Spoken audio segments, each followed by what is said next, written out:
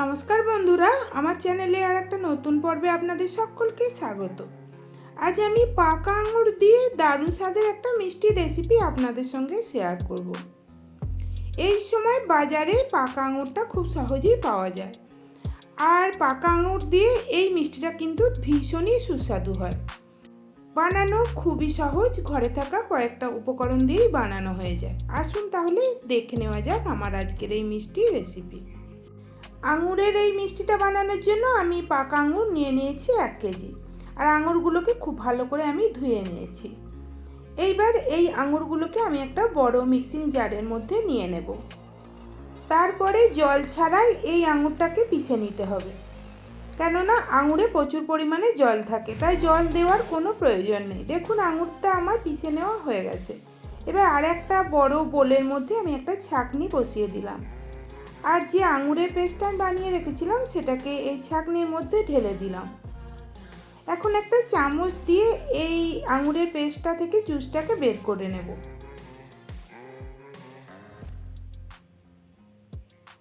দেখুন আমার সব জুসটা বের করে নেওয়া হয়ে গেছে। এরপরে আমি আর একটা বড় বোল নিয়ে নিলাম। তারপরে যে জুসটা আমি বের করে রেখেছিলাম কাপে করে মেপে নেব ঠিক কতটা জুস আমার হয়েছে।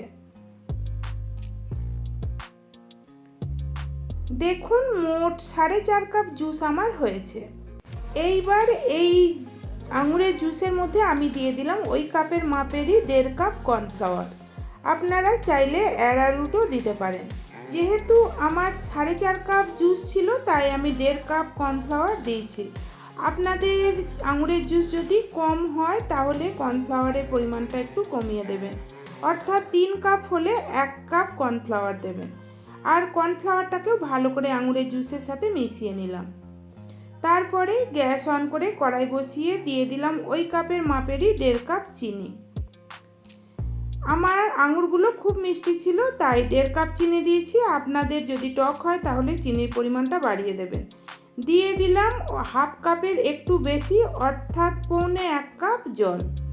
তারপরে হাই ফ্লেমে চিনিটাকে প্রথমে মেল্ট হতে দেব। তবে কোনো 1 তার কিংবা 2 তার বিশিষ্ট শিরা এখানে আমার প্রয়োজন নেই, চিনিটা জাস্ট মেল্ট হয়ে গেলেই চলবে। দেখুন চিনি মেল্ট হয়ে গেছে, আমি গ্যাসের ফ্লেমটাকে একেবারে লো করে দিলাম। অপরদিকে আঙুরের যে মিশ্রণটা আমি বানিয়ে রেখেছিলাম সেটাকেও আর একবার নেড়ে দিলাম, কেননা কর্নফ্লাওয়ার বাটির নিচে বসে যেতে পারে। তারপরে এই জুসটাকে ধীরে ধীরে আমি ওই চিনির মিশ্রণের মধ্যে দিয়ে এইভাবে নাড়তে থাকবো, না হলে কর্নফ্লাওয়ার কড়াইয়ের নিচে দলা পাকিয়ে যেতে পারে। এই পর্যায়ে কিন্তু গ্যাসের ফ্লেমটাকে লোতেই রাখতে হবে। হাই ফ্লেমে যদি এই মিষ্টিটা বানানো হয় তাহলে কর্নফ্লাওয়ার দলা পাকিয়ে যাওয়ার সম্ভাবনাটা থাকে। দেখুন মিশ্রণটা অনেক ঘন হয়ে গেছে। আমি এইবার মিশ্রণের মধ্যে দিয়ে দিলাম 1 চা চামচ ছোটো এলাচের গুঁড়ো, আর ছোটো এলাচের গুঁড়োটাকেও ভালো করে এই মিষ্টির মিশ্রণটার সঙ্গে মিশিয়ে নিলাম। এখন আমি এই মিষ্টির মিশ্রণের মধ্যে দিয়ে দেব সামান্য একটু green food colour. Food colour দিলে মিষ্টিটার কালারটা খুবই সুন্দর আসে, তবে আপনারা যদি ফুড কালার পছন্দ না করেন তাহলে এটা স্কিপ করে যাবেন। ফুড কালারটাকেও ভালো করে মিশ্রণটার সাথে মিশিয়ে নেওয়ার পর এইবার আমি এই মিশ্রণের মধ্যে দিয়ে দেব বড় চামচের 1 চামচ দেশি ঘি। ঘিটাকে ভালো করে মিশ্রণের সাথে মিশিয়ে নিলাম।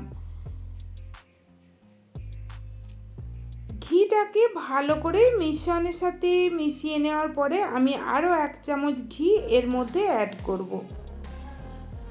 আমি এই মিষ্টিটার মধ্যে কিন্তু খুব বেশি ঘি ব্যবহার করব না। 2 টেবিল চামচ ঘি দিয়েই আমি এই মিষ্টিটাকে বানিয়ে নেব। আর ঘিটাকে আবারও ভালো করে মিষ্টি মিশ্রণের সঙ্গে মিশিয়ে নিলাম। বন্ধুরা আপনারাও এই আঙুরের সিজনে একবার হলেও এই মিষ্টিটা বানিয়ে দেখবেন, ভীষণই টেস্টি হয়। আমার মিষ্টির মিশ্রণটা রেডি হয়ে গেছে, আমি গ্যাস অফ করে দিলাম। অপরদিকে যে পাত্রটায় আমি মিষ্টিটা সেট করব সেটাকে রেডি করে নেব। তার জন্য একটা কেক টিন নিয়ে নিয়েছি, আর কেক টিনটার মধ্যে সামান্য একটু ঘি ব্রাশ করে দিলাম।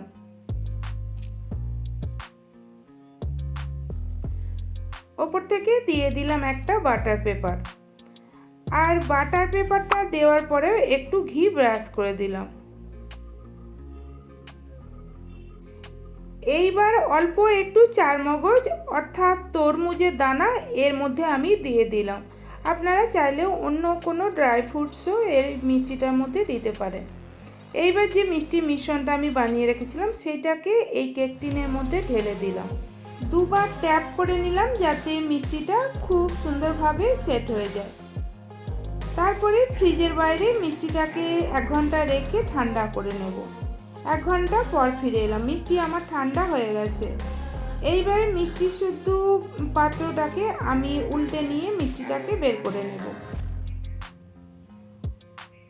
দেখুন মিষ্টি আমার কতটা সহজে বেরিয়ে এসেছে।